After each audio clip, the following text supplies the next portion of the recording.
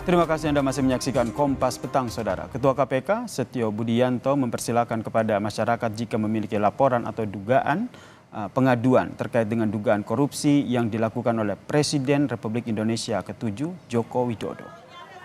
Menanggapi masuknya Presiden ke-7 Republik Indonesia Joko Widodo yang terpilih sebagai tokoh paling korup di dunia versi Organized Crime and Corruption Reporting Project atau OCCRP, Ketua KPK Setio Budianto bilang akan menindaklanjuti melalui mekanisme yang ada.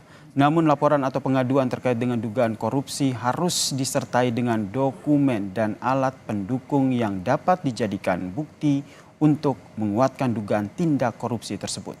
Oleh karenanya, KPK mempersilahkan dan menunggu apabila ada pihak tertentu yang mau melaporkan dan memberikan bukti atas hal itu.